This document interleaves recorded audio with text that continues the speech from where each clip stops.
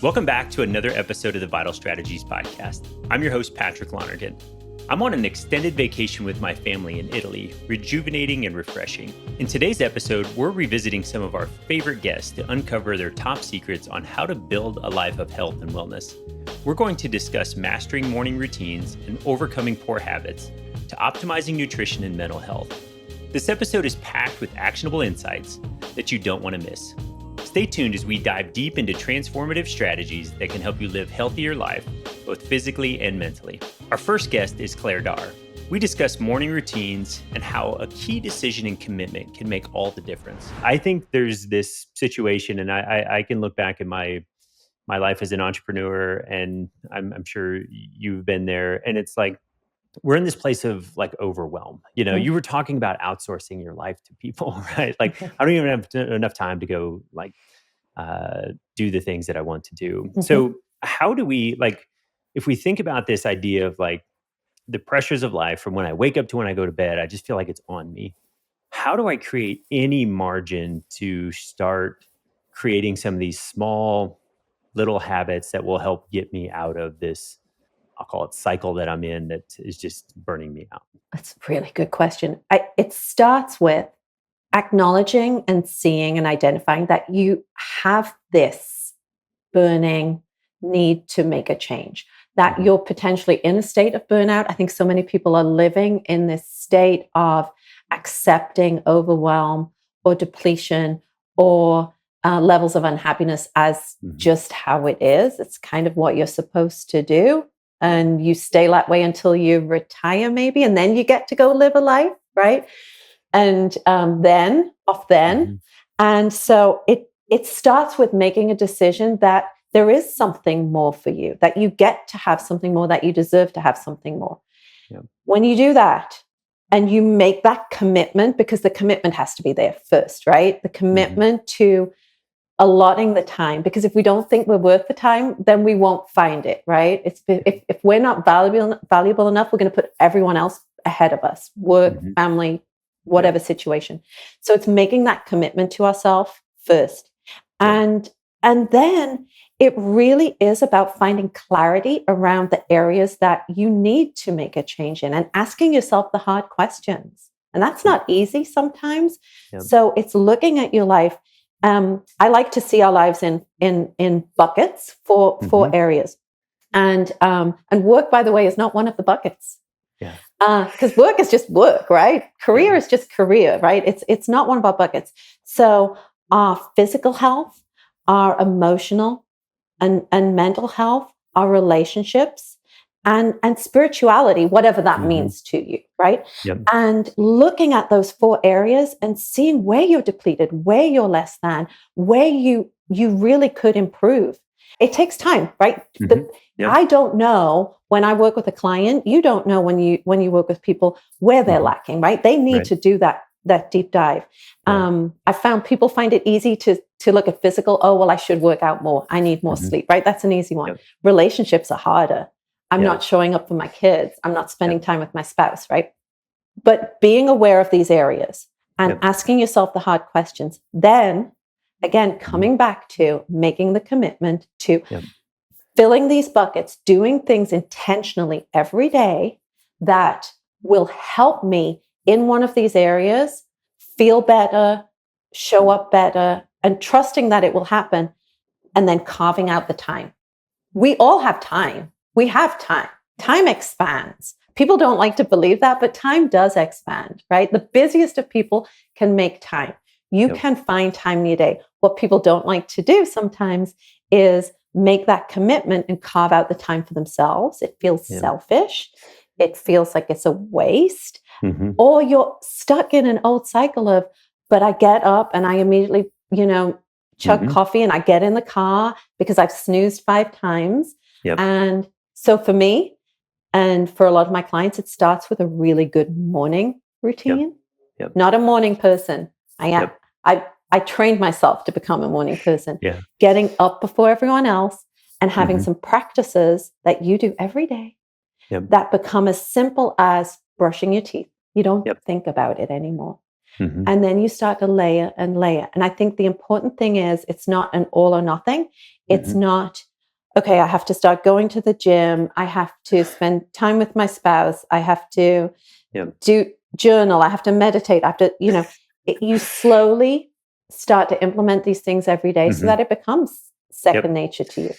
Yeah, this is great. Okay, so there's so many things I want to touch on there. So one of the things you acknowledged, and I think this is so good, is we can be aware of a problem, but oftentimes there's not the willingness or the acceptance that I need to go take action on it, right? Mhm, And I think the easiest one to look at is like my physical health. You mhm, mentioned that. Like, yes, I've got some issues with my physical health, but I'm not willing to sort of take the time and energy to make that a priority. mhm, And that leads me to um, Stephen Covey's like 7 Habits of Highly Effective People and his rocks mhm, idea, right? Like if we mhm, put the big rocks in first, the most mhm, important things, mhm, and I'm going to argue that the things that you outlined, physical, emotional and mental health, relationships and spirituality, like those are big rocks that need to be get mhm, attention, and work is like Covey says, you put the big rocks in first and then the mhm, medium-sized pebble, and then if you pour the sand in, mhm, it all sort of fits. If you put mhm, the sand in first and then the pebbles, and then there's no room for the big rocks. And mhm, it's like you mentioned, in that scenario, time expands to accommodate all of those things well. And there's also um, I like the analogy of when you get on an airplane, they tell you to put your air mask on first in mhm, case of emergency before you help someone else. Because it's like, if I'm passed out, I'm useless. I can't help anybody if I'm right. incapacitated. And so I think about that in these things, and it's like, well, I will take care of myself after I do all these other things. It's Mhm, like, no, you have to take care of yourself first, because when you're showing up with your best self, you can be more effective in all these other areas, and you're probably so much more efficient with better results. So mhm. I agree. I just wanted to bring all those pieces into the mix, Mhm, because I think it's so true. And like with our clients, we talk about we have an acronym called REACH. mhm, Okay, so the R's for relationships. Agree with you there. mhm, E's for experiences, like mhm. hobbies, and I even put bad experiences in there. Things Uh-huh. I've screwed up, I've learned so much from, and I wouldn't give those things up. Without doubt. Without. So that's a good one. A's for advancement or growth, like just Uh-huh. continuing to make Yep. progress. C's for contribution. Mhm. This fits into the spirituality thing. The scriptures Okay. tell us it's Mhm, better to give than receive. mhm, H is for our health, and we think there's 3 components to that: physical health, right? Like, can't give me mhm, cancer for any amount of money. There's my emotional, mental health, right? If I'm mhm, depressed and I can't get out of bed, what good is mhm, it? And then there's a spiritual health component as well. So I mhm. couldn't agree I more with love you on reach. those buckets. We think those all align perfectly with the way we think about these things. Our next guest is Dr. Tom McCoy. We talk about the first steps to wellness, how to fuel your body, what a good fitness regimen looks like, and the importance of sleep and recovery. And so after, getting through the pandemic and then ultimately having the opportunity to do this full time, and that's how it is for a lot of us, right? It's that N of one experience where we actually go through it, and that really solidifies kind of philosophically our worldview and gives us a Yeah. deeper understanding that we can share that with somebody and help them, experience that as well. Because when you have something that's that profound and life changing, like, you don't want to keep it Mhm. to yourself. You want to share it with other people. Right. Yeah. No, that's fantastic. And so I'd love to sort of dig into, what do you see as the like foundational, we'll call it level one, if I'm moving towards being well. Hmm. What does that look like? What are steps 1, 2, and 3 that most people like should get sort of tuned into before they start moving on to the next phases? Yeah. Yeah, it's a great question. And, it's interesting because, we work with the best athletes in the world Hmm. to, people in their 70s and 80s who, are in wherever location they are in their journey. We're all humans. Our needs, to quote a CrossFit quote from Glenn Glassman, right? They differ in, degree, not kind. Right. Hmm. And it's the same thing when we talk with our professional athletes, right? It's a human first approach. And when you take that, you know, lens through which to view health, it starts with how you fuel your body, right? What your fitness regimen looks like, and then recovery, right? Which includes sleep and autonomic nervous system balance, and what your sympathetic inputs look like, which is a reflection of all of your allostatic stressors, right, that you experience, from friends, family, work, your engagement with social media. All of those things go into that bucket, right? How do you find balance? And we can spend a lot of time talking about the minutia of this, that, and the other, and this supplement or that medication. And if you're sleeping 4 to 5 hours a night, none of it is going to matter. And so you have to start there with everyone, and you build from those core pillars from there. Yeah, I love that. And I think sleep is probably it's the best legal performance enhancing drug on the planet, right? Like if you want to perform at a high level physically and mentally, you've got to get some sleep. And this is something that I've had to learn the hard way. Just figuring I could grind, go to bed at midnight, get up at 4:30, just keep it going. And it's like, nope, I wear Whoop. I love the data. I've had this thing for 3 or 4 years. I don't need it anymore, but I kind of like to know it. So it's changed my behavior to the better, sleep consistency. I'm not opposed to people drinking alcohol. I just look at what it does to me. And it's like, it screws up my recovery. So we're like, all right, just to highlight all of those things, I think those are all fantastic. But I think the sleep piece is one of those that people, they'll stay up watching Netflix, whatever. Everybody seems to be sleep deprived. Like, get dialed into your sleep because it really, really matters. Good. It's funny because a couple points there before we move on. I mean, you're preaching to the choir, right? You're somebody who spent the majority of my career sleep deprived and would regularly work 24 or 36 hours without stopping, and to my physical and emotional detriment. Right. And in addition to that, we just put out an ebook, right, with our professional athletes, and they asked me what I wanted to write about. Right, was the first one, and so it was a no brainer. Sleep was the first one. They're like, "Really?" I'm like, "Yes, my friend. We start with sleep." So we were a little surprised with that it wasn't nutrition or a training protocol. But as you said, the science is very clear. And you can look at reaction timed, perceived level of exertion, recovery, peak performance outputs, more nuanced findings with coordination and scoring and I mean, all of those studies have been done, and there's a very clear linear relationship there. Business coach David Greer is our next expert. And we get real personal with David, talking about his own experience in recovery from alcoholism and how important it is to admit when you have a problem. No judgment, right? None. Like just figure out, like, what is it? I have another person I know goes to movies with his brother, and then he forgets, and his brother forgets, and then their lives are not as good. Like, just their lives are just, and this is someone I've coached, and I'd listen to them and I go, when was the last time you went to a movie with your brother? Oh, it was 2 months ago. Well, what do you think? Okay. Yeah. It's like you could hear it going in the calendar. Call my brother. And get a movie date. So it's finding those things and then making sure you do them. And people say to me, well, that's so selfish. Well, here's the deal. If you're not selfish, like, you can be selfless and give all to your business or all to your family. But in the end, if you do that, like, forever, you will crash and burn, right? Like, the only way to be there for other people is to first be selfish for yourself and to make sure that you are replenished physically, emotionally, spiritually, and mentally, right? Right. 100%. Like, if I'm not well, it's really hard for my business to be well. It's hard for, my relationships to be well. And let's just use a business example, right? Like, if all of the cash gets sucked out of the business, right? That's an unhealthy business. It's not going to last very long, right? Totally. So it's like, okay, we've got to maintain an appropriate level of financial health in this business. And if we don't take care of it, it's not going to take care of the rest of us either. And it's the same way with us. Like, we've got to take care of ourselves. And I think this leads us to sort of the next part of this discussion. And I think you can speak with some authority on this.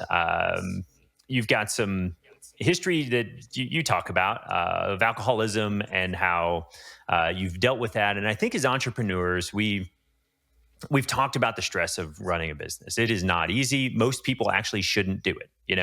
Financially speaking, it's better to just go get a W-2 job, right? The success rate's way higher than running a business. And so dealing with all that stress, if we don't find a good way to take care of ourselves, can manifest itself in, we can be workaholics, we can be alcoholics, we can have a gambling problem, a sex problem, a whatever problem, right? And it's like, we need to find healthy ways to deal with those things. So do you mind just sharing a little bit of your journey and how that plays into this? So for your listeners, I'm an alcoholic, and I've been in recovery for some time now.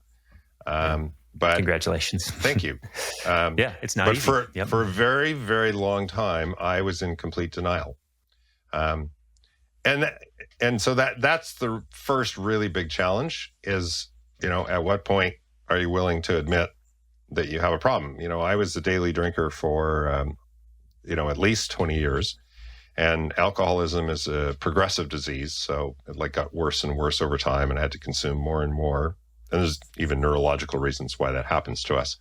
But I was in such deep denial, Mondays I would go to the local liquor store for the supply for the next couple days, and Wednesdays I'd go to the one that's a little farther away, and Fridays I'd go to a different one because, the same person kept selling me that booze. Well, they might think something of me. So there's a part of my brain that's doing this, and at the same time, another part of my brain that is in complete, denial.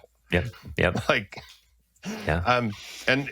And this is the weird thing about, mental health and about, alcohol use disorder is a mental health problem. It's officially diagnosed, right?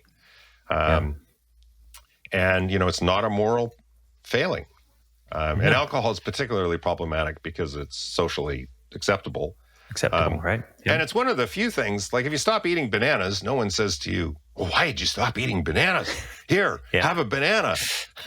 Don't you know how good bananas are for you? You stop drinking. Well, why'd you stop drinking? What, is there something wrong with you? Oh, here, have a drink. Man, which makes it that much harder to stop. That coach, Kevin Lawrence, so, I went to my first, we've been talking a bit about Rockefeller Habits and Vern Harnish and his stuff. And I went to this event in 2007 to learn about Vern and his stuff and the one-page strategic plan. But at the back of the room were two coaches. And I talked to both of them. And one of them made me more uncomfortable than I'd been in a number of years. And that was Kevin Lawrence, who I've mentioned a few times in this conversation. And I had tears in the corner of my eyes. And after I sold Robel, we did a big adventure. We commissioned a sailboat in the south of France, and we took our 3 kids and we homeschooled them for 2 years while sailing 5,000 miles in the Mediterranean. But, I came back and I did this angel investing. And what Kevin pointed out to me was how completely unfulfilled I was. I had joined this young software startup, and, by 25, I was already in the floor of trade shows, giving demos, the majority of the demos, and selling software, and doing all these things that, I learned how to do. And to try and coach someone, it was taking a year to bring him up the ladder. So anyways, Kevin gave me his card. It was by my phone for probably 3 weeks. And every time I thought of calling him, the phone weighed, at least 10,000 pounds. And very, very thankfully, Kevin called me. And that started our coaching arrangement. And we worked together for a total of 9 years, but we worked together for 18 months before I finally got to a point where on the night of January 26, 2009, I drank my last beer, and I'd kind of planned it all because I'm a planner. And I sent an email. My mode with Kevin was I would always send an email message the day before saying what the topic for our coaching call the next day would be. And I said, the topic of our call is my drinking. And That was the first admission of defeat. And the thing was, I'd built such a strong trust relationship with Kevin. I knew the jig was up because he would never let me off the hook. Finally, we wrap up with Amanda Asay. We talk about how she helps me as my personal mental health coach, how we can cope with things in healthy and unhealthy ways, and how a trusted confidant can help us see things that we can't see. Unfortunately, I've seen too many friends, clients, what have you, that are entrepreneurs. There's no assessment of how they're doing until there's a problem. Like that problem shows up in lots of different ways. I'm having a nervous breakdown, like working his tail off, and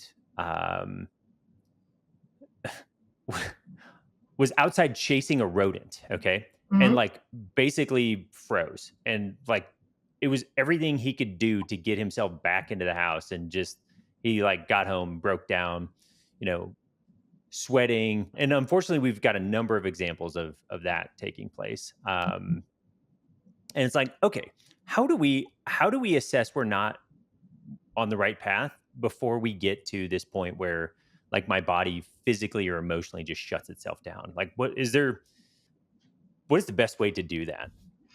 Yeah, that's a really good question, right? Because you're exactly right to your point when it comes to going to the doctor, right? Or assessing our physical health. Okay. We can climb a set of stairs. We can step on a scale. We can, go to the doctor. And those are pretty concrete of determining where we're at with our physical wellness, right? And, obviously outside of those things that we can't see, and, we'll put that aside, right? But physical health is a lot easier to assess because we kind of have external tools to do that, right? And it's very actionable. Mental health is a little trickier because we don't know what we don't know. And so a person might not be aware that they are on a path to self-destruction until they're in crisis. Yeah. And as a mental health professional, right? And also someone who has a specialization in working with addiction, that happens incredibly frequently, right? Where they don't know something's wrong until it explodes. Yeah. And I should have mentioned, we could have the panic attack. We can also, drinking, sex, gambling, spending, like some of these other behaviors can show up in a really unhealthy way as well, and it's like, which sort of is the addictive piece of it, right? Like I can fall into addiction and like be coping with my unaddressed mental health in, unhealthy ways. Yeah, absolutely. And so that's exactly the right way to go. The right place to take this conversation is, so mental health assessment, especially when we don't know, right? Pay attention to behaviors. Do a behavioral assessment of yourself, right? What do I do when I wake up in the morning? What am I thinking about when I wake up in the morning, right? What am I doing during the workday? What makes me uncomfortable? Yeah. What do I do when I get home? What am I doing on the weekend? What behaviors are showing up, right? And so if the answer to that is, I wake up in the morning and immediately my brain is flooded with the to-dos of today, and I don't feel well because I'm just overwhelmed with all of that that's going on. I get up, I get dressed, I skip breakfast, I grab a coffee, I go to work, and all day at work, I feel irritated because people don't leave me alone. They're, I'm just working. And I go home at the end of the day and I'm so exhausted. I just fall down on the couch. I scroll on my phone. I turn on the TV and I go to sleep. And so looking at that behavior, my question is going to be, okay, first, there's obviously some anxiety happening there, right? Because if you wake up in the morning and you're immediately flooded with mental stress and overwhelm, and you can't slowly calibrate yourself to the day, then okay, there's something there that needs addressing, right? Yeah. And you don't have to be a mental health professional to recognize that piece of it, right? If I wake up in the morning and I'm dreading the day, or I go to bed on Sunday night and I feel sick to my stomach because I have to get up and go to work on Monday morning, there's something going on there, right? If I'm not engaging with other people, if I'm constantly staring at my phone when I get home, right? I like to refer to like those behaviors that you kind of listed off, right? Shopping, gambling, even drinking, substance use, scrolling for hours on your phone. Those are all numbing behaviors, right? We're numbing. We're stuck in this state of fight, flight, freeze that we just can't deal. And so we're going to numb because we don't know what to do, what else to do. That's good. And one thing I was thinking about too that might be a worthwhile exercise is if you're feeling like, hey, I'm not doing that well. I think talking to somebody that I'm just thinking of like a friend, a spouse, something along those lines. Like, hey, are you noticing any behavior that just seems unhealthy? And because a friend of mine we were together in a group, and he's dealing with some really challenging stuff, and it's like the way he's dealing with it is unhealthy, and it's like, hey, we should maybe look at how we're doing this and sort of take a step back and maybe find some different avenues to process through things. And I think the challenging part is like, as busy professionals, I don't have the time or the energy to go work on this. I'm in the middle of the fire. I got to keep fighting the fire. I can't step out of it for a second. And the problem is the fire just seems to get bigger and bigger and bigger. And until we like it either forces us out or we make time to like get out of it. So yeah, it's interesting how loved ones can have shed some light on maybe our poor behaviors that we're not quite recognizing. So yeah, that's a very common thing to have other people see things that we can't see, right? Especially loved ones, people that were around, if we have a partner or, a close friend, right? Someone that we trust, right? Because that type of conversation that you're describing requires a level of trust and vulnerability. And so if you have that person in your life, yes, absolutely. You have somebody that you trust that is going to be honest and kind, but honest, right? Yeah. Yep. Then that's another good thing to include in a self-assessment is like, I've been feeling like things are off, things are not, I don't like the way that I feel. I don't like the way that I'm operating. What do you notice? Thank you for tuning in to this episode of the Vital Strategies Podcast. I hope you found our guest insights as valuable as I did. Remember, small steps and simple habits can lead to big changes in your health and wellness. I want to remind you to rate and review the Vital Strategies Podcast on your favorite platform. Your feedback helps us towards our goal of saving our clients and listeners over $1 billion in taxes. Those dollars are better used in your hands versus the government bureaucracy. Thank you for listening and for being a vital entrepreneur. You're vital because you're the backbone of our economy, creating opportunities for your employees and driving growth. You're vital to your family, fostering abundance not only financially, but in all aspects of life that matter most. Finally, you're vital to me because you strive to build wealth, make an impact for your business, and live a great life.